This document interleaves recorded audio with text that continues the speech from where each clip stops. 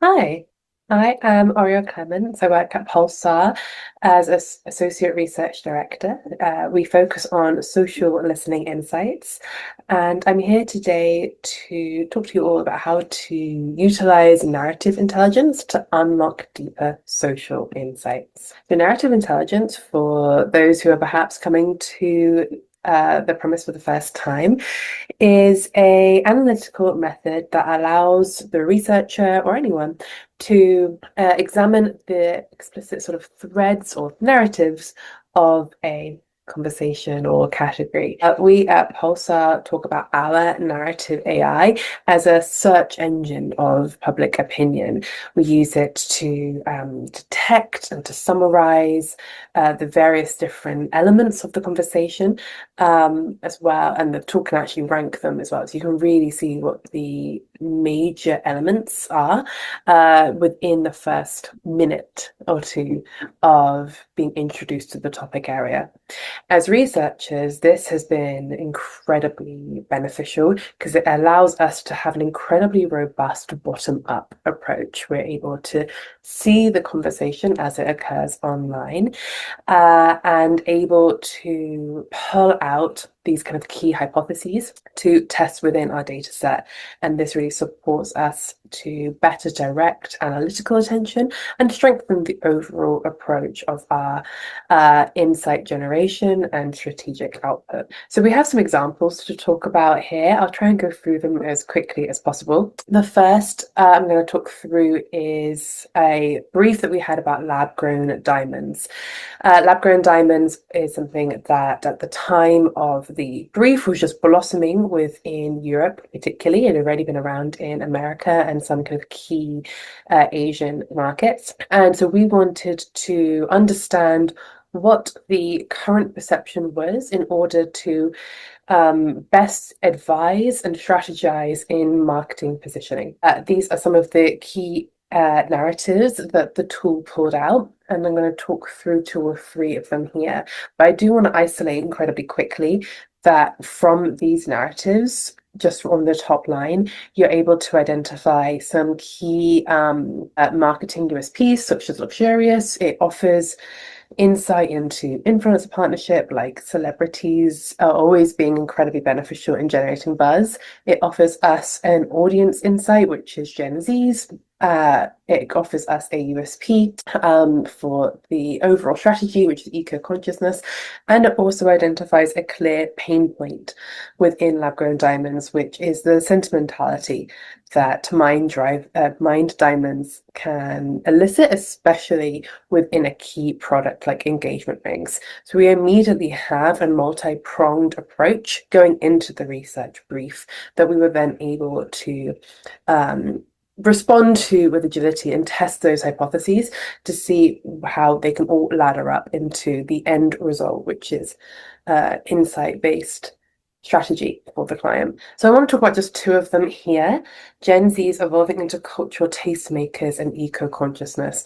The reason these are identified is because these are perhaps slightly more instinctual narratives to be pulled out. For example, Gen Z's being major within the sort of market space is not surprising, considering they are quite literally aging in to that demographic. However, this is a helpful example for why narrative intelligence can really support working around predisposed assumptions or biases.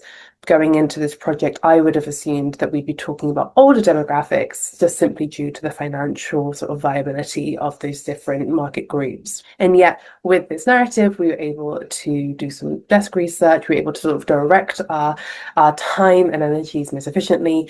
We found that indeed Gen Zs and millennials were going to be the kind of key market group to focus the attention on here as a primary audience for this product, which then meant that we were able to do audience intelligence and audience analysis, as obviously most researchers' bread and butter. I know it certainly is. And we were able to overlay our understanding of the audience with the understanding of the product and understand where those values can really truly align. So for Gen Zs, they were incredibly eco-conscious, incredibly sustainably driven, but also incredibly brand literate, having grown up on the internet. And so we found that despite things like eco-consciousness and sustainability being a very sensible place to begin positioning, the perception actually is that Gen Zs don't trust green claims from brands. So this immediately realized a pain point that the client was going to have, and that if they wanted to talk about eco-consciousness, they had to do so knowing that that scrutiny was going to take place, and they had to be prepared by offering transparency and authenticity as an immediate response. And we can see that here, some of the verbatims that we subsequently found once we built the data set, is that millennials and Gen Zs are sort of proudly explaining their purchase of lab-grown diamonds for sustainability and ethical reasons. And yet, immediately after, you can see, oh, where are you? Just there, that skepticism really comes into play, in that they immediately question, okay, but is it actually more eco-conscious to have a lab-grown diamond? And they start debating the premise of mind versus the energy consumption that it takes to generate these materials. So again, we are immediately seeing that skepticism that we expected to see based on the strength of the hypothesis making practice. Oh, I appreciate I'm out of the way here. But for eco-conscious demands, like I've mentioned already, lab-grown diamonds were already being positioned as a much more sustainable element and alternative to mined diamonds. And lots of people were already talking about that as a primary driver of their purchase. But one of the things that I kind of want to highlight here, if I move out of your way, is this verbatim, this is one of the few instances where the more ethical option is actually easily available and also a fraction of the price. And the reason I found that so incredibly insightful is that it connects immediately to Gen Zs being a younger demographic, potentially less finances within the cohort, and immediately goes against my initial consumption, my initial assumption that we'd be looking at older demographic. Actually, all the different facets of lab-grown diamonds here, if positioned correctly, would really successfully activate Gen Zs as a primary market group because of the eco positioning and its lower price point. So all of that's to be said, we've found hypotheses, we tested them out, they turn out to be accurate, excellent, we can move on. But what also is a real benefit of utilizing narrative intelligence in improving and unlocking deeper social insights is that you basically get more time to exist within the data, because you don't have to learn what is going on in the category one data point at a time. You have those strengths of robust hypotheses. And this is a really good example at the top here. When we looked at eco-conscious demands, we found that there were a smaller, but it's still an incredibly distinct audience group that talked about wanting to lean into lab-grown diamonds, not because they're eco, although that's a bit of a plus, not because they're cheap, that's a bit of a plus, but because actually they are incredibly in awe of the technological innovation that lab-grown diamonds are. The fact that you're able to create bespoke jewels from a lab is something that they found particularly impressive, and they wanted to tap into that market. And I feel like if we'd spent so much time pre-narrative intelligence, we would have spent a lot of time learning that Gen Zs were so relevant. We'd have spent a lot of time, maybe we would have had that assumption around eco-conscious demands, but we'd have had to test that out. And so by having that stage of the research process accelerate, it gave us more time to be agile within that data set and come up with richer, deeper insights that were much more surprising. So that was a really quick run through of the lab-grown diamonds. Another technological innovation that Narrative Insights has been really helpful for is looking at beauty within the AI age. So when we look at narratives, when looking at AI beauty, we can see that the public narratives is significantly quicker and grows much faster than the media. Media is kind of constantly playing catch up, and it's growing ever more every year. The media, perhaps unsurprisingly, is a little bit more unified in what it is reporting on. It mainly focuses on commercial and technical opportunities.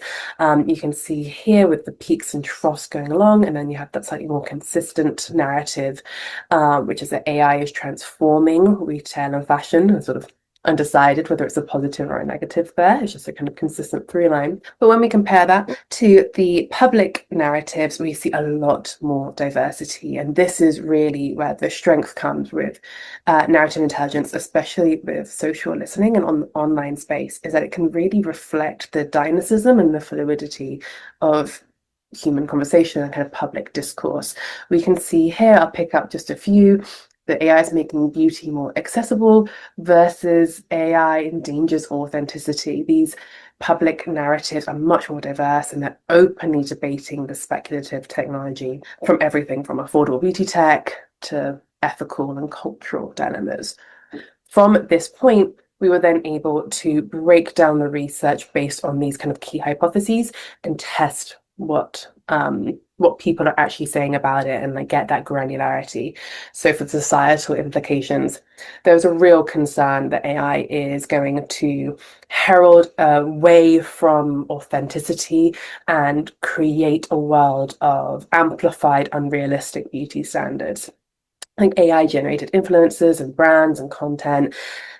People argue that they feel hollow, that they lack emotional depth.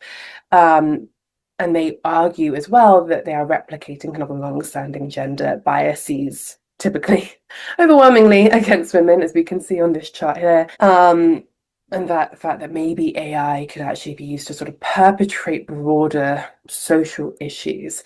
A real kind of concern within the AI space within beauty, as we saw in those narratives. And yet, it is not all within the abstract. Immediately, people start talking about it as a tool and understanding how AI can be utilized in the different ways. So there's kind of two kind of key ways that people really spoke about it. They talked about it in regards to art and design, which is to say that it offers an opportunity to unlock creativity and to amplify beyond the realms of what is humanly possible. And on the flip side, get the way, there you go. On the flip side, we also have AI generating hyper realistic images of people who obtain completely unrealistic beauty standards. And really, this is where we can see those two arguments kind of come to play, which is people going to cheat humanity and offer AI as a replacement, or is AI going to be used to amplify and to unlock what is potentially viable? I'm sure the same arguments were happening when TV and photography grew at such a rampant pace. So when we look at how the different applications of AI in beauty, so again, we're really distilling down from those first narratives to understand exactly what is happening within that space using those hypotheses there. We found that AI beauty filters and edits came through as one of the top applications, perhaps unsurprisingly. We've got a little bit of inspiration here, which again talks about the sort of fantastical element and being inspired by AI. I'm seeing a lot of this in like high-end fashion, high-end beauty. But really, I think the kind of key element here is this idea of this idea of personalization. A major trend in fashion and beauty, a real value add. I know a lot of the top fashion and beauty brands are like absolutely leaning into this as a primary pillar. And what AI can do in the personalization lens is offer bespoke recommendations and tailored elements. It can literally tell you, oh, can't see my hand anymore. You can literally tell you, you know, how would I look if I change my hair color, if I change my hair shape or style? What should I do for my skin conditions? You can assess me and my individuality. And so immediately we can see, as soon as we start to get into like the practical elements away from the societal implications, there is a lot less concern, a lot more practical appreciation. People are suddenly less fearful of AI as a concept and suddenly using it a little bit more as a tool to like help them and their lives. And this is something that's really fascinating is how AI's growing influence on personal decision making. This was written, as you can see, at the beginning of this year, and now we have like GEO as like a huge growing industry. So yeah, this is something that like we were able to spot much earlier on through seeing the narrative and then going further into unlocking what those insights could be within that space. I appreciate I'm going fairly quickly. So I apologize. But I will keep going. So we can then support that finding by looking at the mentions of language that occurred within the AI conversation in the way again. But when we talk about associative words, natural appears the largest and the most discussed, followed by perfect and unique. This is really counterintuitive, the fact that people are talking about synthetic tools and synthetic data to offer them natural results or to support their like natural looking goals. Phrases like nature meets fast fashion or some might kiss beauty on human-like portraits emphasize how sort of consciously false it is to call these natural, and yet this is how audiences are talking about it. These are the semantics that are appearing in the space. I'm also particularly interested in this word perfect coming up just shortly after unique when we think about and take a step back and think about those larger narratives coming into play between beauty standards and fantastical creativity. And it's really interesting that that's coming out not only from a abstract macro narrative positioning, but also in the micro, in like how people are actually talking about utilizing AI within the beauty space. When we feature brands, we can see that the brands that dominate the most discussion are those that are basically trying to either lean in very actively or completely reject it. Having that black and white attitude is really eliciting a lot of noise within the space. So, for example, Dove and Frida are both saying rejecting AI. Dove, it makes sense given that their whole messaging is like everybody being beautiful, but they're completely rejecting AI and they're saying that they will never use an AI model. But they may not need to, because as you can see here, when we break down the brand category, we actually see that apps make up about 37% of the conversation. Things like Facetune and YouCam. These are already photo editing softwares, but also it could unlock opportunities for brands who don't wish to mimic human beauty and just enhance that, but instead they could practically use AI tools in store to help with the personalization process. I can't remember who it is now, but I think there is a brand that uses like a magic mirror, maybe it's Charlotte Tilbury, uses a magic mirror, which is AI where you go in store and it puts on the different makeups on you. So you can see how it looks on you. You can check different shades before purchase. All those kind of elements could be utilized without sacrificing the brand pillars or using AI models. Thank you so much for your time. Hopefully I have streamlined very quickly how narrative intelligence can unlock deeper social insights and just give researchers more time and agility to look within their data set and develop that delicious richness that there is within it. Thank you so much. Please reach out if you have any questions.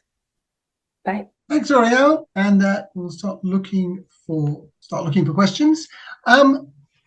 You showed how you can track conversations in social media, media conversations, and apply analysis.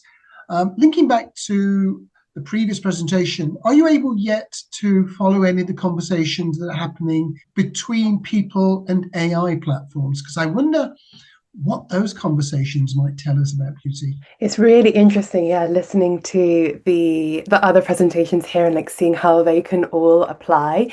It is definitely something that is on the radar for the Pulsar team. It's definitely kind of a very sort of key passion project for the team where they're trying to enhance it as much as possible. Right now, the focus is to have the media center understanding what is happening within one distilled space across the world's media stage, and then looking at public. But I can't imagine that even the sky being the limit in regards to how AI and humans interact with each other, people on AI platforms, etc. And also linking back to the presentation earlier from Leela and Danica about a conversation that wasn't there so much, which was the environmental picture.